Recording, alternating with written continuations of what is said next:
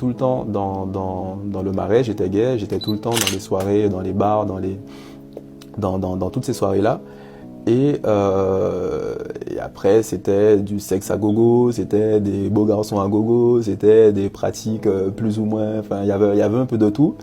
Mais ça pouvait aller très loin. Je pense que l'exemple qui m'a même moi j'ai fini par réagir en me disant tu vas peut-être un peu loin. C'était je vais pas donner le nom, on va pas leur faire de pub, mais une grande boîte, même pas boîte mais à Berlin, où sur plusieurs étages en fait il y a un étage par pratique sexuelle. Ça va du fist à la scatophilie en passant par, enfin c'est assez, enfin faut le voir pour le croire. Le fist, tu mets ton poing dans les fesses d'un gars. Ou des objets, ou ton pied, mais voilà, c'est des choses assez conséquentes qui rentrent dans les fesses. Ou les vagins des filles par exemple. Scatophilie, la philie c'est pour qui aime, et scato c'est les excréments, le caca.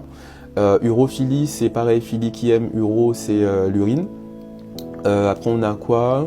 BDSM c'est tout ce qui va être bondage, sadomasochiste. Après on a les scénarios, il y a vraiment beaucoup, il y a beaucoup. Enfin les choses qu'on peut voir habituellement dans les pornos, où on se dit ouais c'est juste pour un porno, ou bien c'est des fantasmes, ce genre de choses. Il y a vraiment des gens qui pratiquent ça et je faisais partie des gens qui s'amusaient comme ça. Du coup voilà, il y a des endroits où les gens qui aiment s'amuser comme ça vont pour s'amuser comme ça. Et après, c'est le bouche à oreille, les habitués, c'est assez souvent crescendo. C'est tout petit, puis de plus en plus, jusqu'à des choses assez effrayantes où garder le contrôle, ça devient assez délicat. Pareil, il y a des exemples où, ça s'appelle des lieux de rencontre, entre guillemets.